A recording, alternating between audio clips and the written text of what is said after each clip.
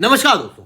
पाकिस्तान और भारत दोनों ही nuclear power state है। जहां पर भारत को एक रिस्पॉन्सिबल न्यूक्लियर पावर माना जाता है, पाकिस्तान उतना ही इरिस्पॉन्सिबल न्यूक्लियर पावर है जिसके द्वारा आए दिन भारत को धमकी दी जाती है।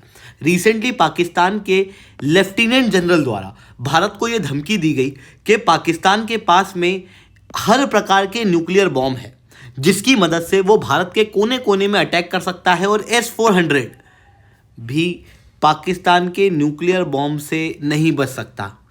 इस तरीके के स्टेटमेंट लेफ्टिनेंट जनरल द्वारा उस समय पर दिए गए जिस समय पर भारत पाकिस्तान के बीच में कोई युद्ध नहीं चल रहा था। शांति का माहौल है, कोई सीज फायर नहीं हो रहा है। हालांकि हम लोगों ने ट्रेड वगैरह के अंदर एक दूसरे से कट आउट किया हुआ है, बट शांतिपूर्ण रिलेशन के बीच, बिना युद्ध वाले रिलेशन के बीच पाकिस्तान द्वारा न्यूक्लियर वेपन की धमकी देना अपने आप में एक बहुत ही इरिस्पॉन्सिबल बिहेवियर है। तो दोस्तों, मैं शुभेंद्र चौहान इस सेशन के माध्यम से आप लोगों के साथ में चर्चा करूंगा कि यहाँ पर यह धमकी क्यों दी गई। दूसरा, पाकिस्तान जैसे इरिस्पॉन्सिबल स्टेट जिसके पास में टेक्नोलॉजी के नाम पे कुछ भी नहीं है, उसके पास में न्यूक्लियर वेपन आया कैसे। इन सारी चीज़ों को मैं शुभेंद्र चौहान डिटेल में आप लोगों के साथ में चर्चा करूंगा। बट उसके पहले आप लोग मेरे साथ में SRC10 टेलीग्राम ग्रुप के ऊपर जुड़ सकते हो। मेरे क्लास की अपडेट, PPT, PDF सब कुछ आपको मिल जाएगी। UPSC CSE की तैयारी करना, इंडिया के टॉप एजुकेटर से ऑफलाइन क्लास के अंदर पढ़ना है तो आप लोगों के पास में अच्छा मौका है। अनअकैडमी अब केवल ऑनलाइन ही रहा, अनअकैडमी अब ऑफलाइन भी आ चुका है। दिल्ली के करोलबाग, मुखर्जी के अंदर, प्रयागराज के सिविल लाइंस और बिहार के पटना के अंदर ऑलरेडी हमारे सेंटर्स खोले जा चुके हैं जहां पर इंडिया के ये टॉप एजुकेटर्स आप लोगों को ऑफलाइन क्लास के अंदर पढ़ाएंगे, जिनके द्वारा कंप्रहेंसिव UPSC CSE की तैयारी आप लोगों को कराई जाएगी। इसके अलावा अगर आपको स्टेट PSC की भी तैयारी करना है तो UP PSC के लिए आप प्रयागराज और BPSC के लिए पटना वाले सेंटर के अंदर जुड़ सकते हो। चलिए दोस्तों, इसके अलावा एक इंपॉर्टेंट चीज मेरे को आप लोगों के साथ में चर्चा करनी है। देखो, अगर आप अनअकैडमी के ऊपर जुड़ना चाहते हो और आपको चाहिए कि यार स्कॉलरशिप मिल जाए, तो सीधी सी चीज़ है, स्कॉलरशिप टेस्ट अनअकैडमी का होने वाला है 25 अक्टूबर के दिन सुबह 10 बजे न्यू दिल्ली के अंदर करोलबाग वाले सेंटर पे। जो लोग टॉप रैंक हासिल करेंगे उन्हें 1 करोड़ तक के गिफ्ट प्राइजेज जो है मिलने वाले हैं। इसके अलावा अगर आप इस बार प्रीलिम्स दे रहे हो और आपका हर बार प्रीलिम्स अटकता है या फिर आप पहली बार प्रीलिम्स दे रहे हो, तो आप लोगों ने इस चीज़ को ऑब्जर्व किया होगा कि यार कुछ बच्चे ऐसे होते हैं जिनका एक बार प्रीलिम्स निकलता है फिर निकलता ही जाता है, क्योंकि उनके पास में कुछ ऐसी ट्रिक्स हैं जिनके माध्यम से वो हर बार अपने प्रीलिम्स के अंदर क्वालिफाई करने में सक्षम होते हैं। इन्हीं टिप्स और ट्रिक्स को मैं शुभेंद्र चौहान आप लोगों के साथ में साझा करूंगा 23 अक्टूबर के दिन शाम 5 बजे इस वेबिनार के अंदर। इस वेबिनार की लिंक मैंने ऑलरेडी डिस्क्रिप्शन के अंदर दी हुई है, आप अपने आप को रजिस्टर कर सकते हो। चलिए दोस्तों, समझने का प्रयास करते हैं यहाँ पे हुआ क्या है। देखो, पाकिस्तान के फॉर्मर लेफ्टिनेंट जनरल हैं जिसका नाम है खालिद अहमद खिदवाई। ये आज के समय पे पाकिस्तान के नेशनल कमांड अथॉरिटी, जिसके द्वारा पाकिस्तान के न्यूक्लियर वेपन को कंट्रोल किया जाता है, उसके एडवाइज़र भी हैं। इनके द्वारा रिसेंटली भारत को धमकी दी गई कि पाकिस्तान के अंदर कोई भी नो फर्स्ट यूज़ पॉलिसी नहीं है और पाकिस्तान के पास में वो सारे न्यूक्लियर वेपन हैं जो कि भारत के कोने कोने में टारगेट करने में सक्षम है। इतना ही नहीं, इनके द्वारा ये भी कहा गया कि S-400 डिफेंस सिस्टम भी हाइड नहीं हो सकता पाकिस्तान के न्यूक्लियर वेपन से। ये और आगे बढ़े, इनके द्वारा ये कहा गया कि पाकिस्तान के पास में टैक्टिकल, ऑपरेशनल, स्ट्रेटेजिक हर प्रकार के न्यूक्लियर बॉम्ब है जो भारत के कोने कोने में अटैक भी कर सकते हैं और इतने नंबर में है कि कभी भी भारत के अंदर बड़ा धमाका हो सकता है।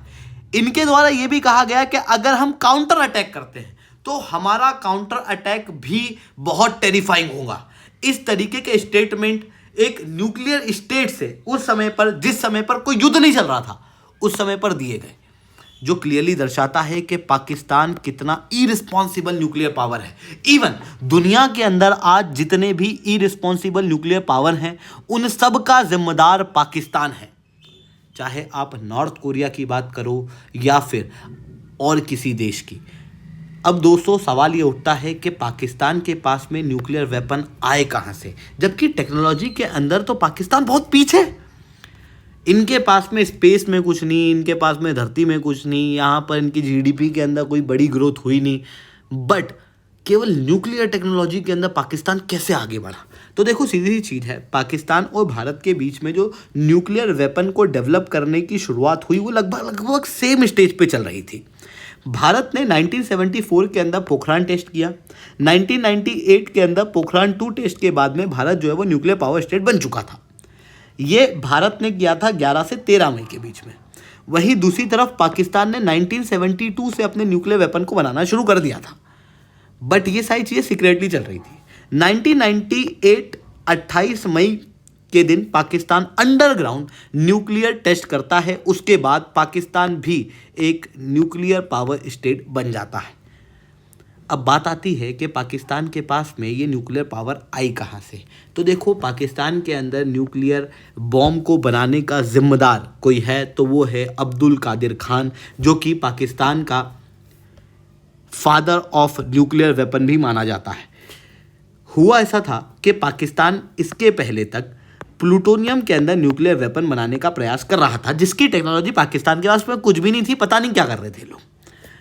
अब्दुल कादिर खान का जन्म होता है 1936 के अंदर भारत के ही भोपाल में। उसके बाद पार्टीशन के बाद ये पाकिस्तान के अंदर मूव कर जाता है और उसके बाद ये मेटलर्जी के अंदर अपनी शिक्षा प्राप्त करने के बाद यूरेनको नाम की कंपनी, जो कि डक और जर्मन कंपनी का एक कोलैबोरेशन है, जिसके द्वारा यूरेनियम इनरिचमेंट का काम किया जाता है, इस कंपनी के अंदर एक एम्प्लॉय के रूप में जुड़ता है।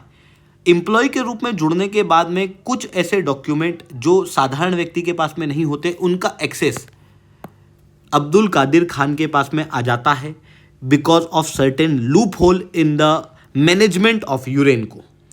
धीरे धीरे करके क्या होता है कि यूरेनको कंपनी के अंदर जो एडवांस सेंट्रीफ्यूज होता है, उसकी टेक्नोलॉजी को डक लैंग्वेज में ट्रांसलेट करने का काम भी AQ खान को दे दिया जाता है। जिसके बाद AQ खान इसी समय पर ये देख रहा था कि 1971 के युद्ध के अंदर उसका देश पाकिस्तान जो है वो हार चुका है और बांग्लादेश एक अलग देश बन चुका है। इसी समय पे AQ खान ये भी देख रहा था कि 1974 के अंदर भारत के द्वारा पोखरान 1 का टेस्ट कर लिया गया है। ऐसी कंडीशन में ये प्रेसिडेंट को अप्रोच करता है इनके देश के, और उसके बाद में ये कहता है कि हम लोग को यूरेनियम के आधार पे न्यूक्लियर वेपन बनाना चाहिए, और ये कहता है कि मैं सारी टेक्नोलॉजी जो है वो यूरेनको से चुरा के ले आऊँगा, और यही काम इसके द्वारा किया जाता है। जब ये सारी चीज़ें हो रही थी तो पाकिस्तान के पास में यूरेनियम का एक्सेस नहीं था, और अभी भी ये नहीं पता था कि किस तरीके से न्यूक्लियर वेपन बनना चाहिए, क्योंकि ऑलरेडी एनर्जी जो है वो बन चुकी थी। ऐसी कंडीशन में चाइना, जिसके रिलेशन भारत से अच्छे नहीं थे, 1962 के अंदर ऑलरेडी दोनों देशों के बीच में युद्ध हो चुका था, और चाइना चाहता था पाकिस्तान को एक मजबूत स्टेट के रूप में खड़ा करना, ताकि भारत जो है वो पाकिस्तान के साथ में बिजी रहे और चाइना अपना डेवलपमेंट कंटिन्यू रहे। ऐसी कंडीशन में 1980s में पाकिस्तान को चाइना द्वारा अपने न्यूक्लियर वेपन का ब्लूप्रिंट दे दिया जाता है। इसके साथ में चाइना 1982 में पाकिस्तानी मिलिट्री को 2 यूरेनियम एटॉमिक बॉम्ब बनाने जितने वेपन ग्रेड यूरेनियम फ्यूल भी सप्लाई करते हैं। मतलब चाइना के द्वारा पाकिस्तान को यूरेनियम फ्यूल सप्लाई किया जाता है, इनके द्वारा टेक्नोलॉजी का ब्लूप्रिंट दिया जाता है। वहीं यूरेनको कंपनी से अब्दुल कादिर खान यूरेनियम के इनरिचमेंट की टेक्नोलॉजी जो है वो चुरा के आ जाता है। वहीं तीसरी तरफ यूनाइटेड स्टेट्स ऑफ अमेरिका का भी यहाँ पर एक बहुत इंपॉर्टेंट रोल था। देखो, अगर आज के समय पे कोई भी देश न्यूक्लियर वेपन को डेवलप करना चाहता है तो यूनाइटेड स्टेट्स ऑफ अमेरिका बीच में आके खड़ा हो जाता है कि नहीं, हम डेवलप नहीं करने देंगे, जैसे ईरान है और बाकी सारे देशों के रूप में भी आप देख सकते हो, क्योंकि ऑब्वियसली उससे यूनाइटेड स्टेट्स ऑफ अमेरिका की जो पावर है वो कम होती है। ऐसी कंडीशन में यूनाइटेड स्टेट्स ऑफ अमेरिका नहीं चाहता कि दूसरे देशों के पास में भी न्यूक्लियर वेपन आए। बट 1990s के समय पर घटना कुछ अलग हो रही थी। उस समय की जियोपॉलिटी में ये देखने को मिल रहा था कि अफ़गानिस्तान में युद्ध चल रहा था, जहां पर USSR डोमिनेट कर रहा था, और अफ़गानिस्तान के ऊपर कंट्रोल होना मतलब मिडिल ईस्ट के बड़े पार्ट के ऊपर कंट्रोल होना, क्योंकि अफ़गानिस्तान एक डबल लैंडलॉक कंट्री तो नहीं है, बट एक लैंडलॉक कंट्री होने के कारण कई सारी मिडिल ईस्ट और सेंट्रल एशिया की कंट्री के साथ में अपनी बॉर्डर शेयर करता है। ऐसी कंडीशन में USSR को मिडिल ईस्ट का डायरेक्ट एक्सेस मिल रहा था। ऐसी कंडीशन में यूनाइटेड स्टेट्स ऑफ अमेरिका चाहता था अफ़गानिस्तान के अंदर USSR को काउंटर करना, और अफ़गानिस्तान के अंदर एंटर करने का एक ही रास्ता था, पाकिस्तान के जरिए। इसी कारण से उस समय पर यूनाइटेड स्टेट्स ऑफ अमेरिका के रिलेशन पाकिस्तान से काफ़ी अच्छे हुआ करते थे। वहीं दूसरी तरफ यूएस ये भी देख रहा था कि भारत ऑलरेडी अपने न्यूक्लियर टेस्ट को कर चुका है और भारत के रिलेशन यूएसएसआर से काफ़ी अच्छे हो रहे हैं। ऐसी कंडीशन में भारत के खिलाफ एक मजबूत पावर को खड़ा करना बहुत ज़्यादा ज़रूरी है। इसी कारण से जब पाकिस्तान अपने न्यूक्लियर वेपन को डेवलप कर रहा था उस समय पर यूएस द्वारा पाकिस्तान को कुछ भी नहीं कहा गया। इवन जब अब्दुल कादिर खान ने यूरेनको कंपनी से टेक्नोलॉजी चुराई उस समय पर यूरेनको कंपनी को इस बात की भनक लग चुकी थी और उन्होंने सरकार को रिपोर्ट भी कर दिया था। अब्दुल कादिर खान का 2 बार अरेस्ट होना था, 1975 के अंदर भी और 1986 के अंदर भी। दोनों ही समय पर कुछ ऐसी घटनाएं हुई जिसकी वजह से अब्दुल कादिर खान का अरेस्ट नहीं हुआ और इन सारी चीज़ों का जिम्मेदार खुद डक गवर्नमेंट CIA यानी कि यूनाइटेड स्टेट्स ऑफ अमेरिका को मानता है। मतलब यूनाइटेड स्टेट्स ऑफ अमेरिका ने पाकिस्तान को प्रोटेक्शन दी जिसके आधार पर पाकिस्तान जो है वो एक न्यूक्लियर पावर स्टेट 1998 मई के अंदर बना। बट ये दुनिया की सबसे इरेस्पॉन्सिबल न्यूक्लियर पावर स्टेट के रूप में देखने को मिला। अब्दुल कादिर खान ने जब न्यूक्लियर बॉम्ब बना लिया ठीक उसके बाद में न्यूक्लियर बॉम्ब से रिलेटेड सेंसिटिव इंफॉर्मेशन इन्होंने ब्लैक मार्केट करना शुरू की नॉर्थ कोरिया को, लीबिया को और ईरान को। ये खुद अब्दुल कादिर खान के 2004 के कन्फेशन हैं जिसके बाद अब्दुल कादिर खान के ऊपर इंटरनेशनल लेवल पे केस चला। हालांकि पाकिस्तान के प्रेसिडेंट द्वारा इसे पार्डन कर दिया गया और पार्डन करने के बाद में इसने अपनी ज़िंदगी आराम से जी। 2021 के अंदर कोविड से रिकवर करने के बाद लंग्स के फेलियर की वजह से इसकी डेथ हो गई और डेथ होने के बाद अब्दुल कादिर खान जो कि पाकिस्तान के फादर ऑफ न्यूक्लियर वेपन माना जाता है, वहीं दूसरी तरफ इंटरनेशनल लेवल पे इररिस्पॉन्सिबल स्टेट्स को न्यूक्लियर वेपन देने वाला एक व्यक्ति माना जाता है, वही व्यक्ति की डेथ हो जाती है। इस तरीके की घटनाएं पाकिस्तान के अंदर होती हैं, यानी कि पाकिस्तान खुद ने तो न्यूक्लियर वेपन बनाया ही, साथ में नॉर्थ कोरिया, ईरान और लीबिया जैसे देशों को टेक्नोलॉजी इन्होंने ब्लैक मार्केट से ट्रांसफ़र की पैसे के लिए, केवल और केवल पैसे के लिए, जिसके बाद इन्होंने खुद इररिस्पॉन्सिबल स्टेट बनने के साथ दूसरी इररिस्पॉन्सिबल स्टेट को भी न्यूक्लियर टेक्नोलॉजी दे दी। आज यही पाकिस्तान भारत को न्यूक्लियर वेपन के मदद से धमकियां देता है और आज वही यूनाइटेड स्टेट्स ऑफ अमेरिका बहुत पछताता है कि पाकिस्तान के पास में ये न्यूक्लियर वेपन क्यों गए, क्योंकि ईरान के अंदर जो न्यूक्लियर वेपन डेवलप हो रहा है उसके पीछे भी रिस्पॉन्सिबल कहीं ना कहीं यूनाइटेड स्टेट्स ऑफ अमेरिका ही है, क्योंकि उसने उस समय पे पाकिस्तान को रोका नहीं। नॉर्थ कोरिया जो आज के समय पर एक बड़ा खतरा यूनाइटेड स्टेट्स के सामने बना हुआ है, उसके पास में भी न्यूक्लियर वेपन आया क्योंकि यूनाइटेड स्टेट्स ऑफ अमेरिका उस समय पर शांत रहा और पाकिस्तान को सपोर्ट करता रहा और भारत के साथ में अपने रिलेशन को कमज़ोर करता रहा।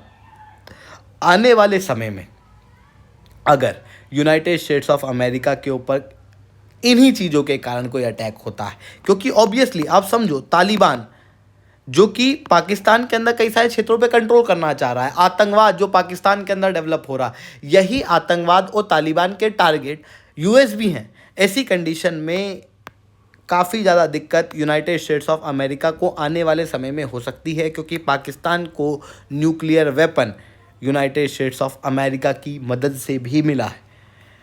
वहीं दूसरी तरफ पाकिस्तान बार बार भारत को धमकियां देता रहता है कि हमारे पास में अच्छे न्यूक्लियर वेपन हैं, जबकि अगर हकीकत में देखें तो भारत के पास में क्वालिटी और क्वांटिटी दोनों ही केस के अंदर अच्छी न्यूक्लियर वेपन हैं। आप क्लियरली यहाँ पर देख सकते हो, जब हम क्वालिटी की बात करते हैं तो भारत की क्वालिटी न्यूक्लियर वेपन के मामले में चाइना और पाकिस्तान दोनों से बेहतर है। नंबर के मामले में चाइना भारत से काफ़ी आगे है, बट न्यूक्लियर वॉरहेड के अंदर भारत रिसेंटली पाकिस्तान को क्रॉस कर चुका है। हालांकि पिछले कुछ समय से 20 से 30 न्यूक्लियर वॉरहेड पाकिस्तान के पास में ज़्यादा हुआ करते थे, बट अब भारत के पास में न्यूक्लियर वॉरहेड पाकिस्तान से ज़्यादा हैं। हालांकि ये नंबर बहुत ज़्यादा मायने नहीं करते, क्योंकि इतने सारे वॉरहेड कोई हम लोग ऑब्वियसली यूज़ नहीं करेंगे, बट इन नंबर के माध्यम से ये पता लगता है कि कौन सी न्यूक्लियर पावर कितनी ज़्यादा पावरफुल है। तो वही चीज़ हम लोगों को यहाँ पर देखने को मिलती है। दूसरा, पाकिस्तान के पास में हाँ इस तरीके की मिसाइल्स हैं जिसके माध्यम से वो चेन्नई तक भी अटैक कर सकता है, जैसे कि शाहीन मिसाइल। बट भारत भी कुछ कम नहीं है, भारत के पास में जो मिसाइल सिस्टम है वो चाइना तक अटैक कर सकते हैं। इतना ही नहीं, पाकिस्तान तो एक पतली पट्टी है, भारत अपनी छोटी से छोटी मिसाइल से भी अटैक करेगा तो पूरा पाकिस्तान ध्वस्त हो सकता है। इतना ही नहीं, S-400 जिसकी पाकिस्तान बात करता है वो दुनिया का सबसे बेहतरीन एयर डिफेंस सिस्टम है जो भारत ने रशिया से लिया है।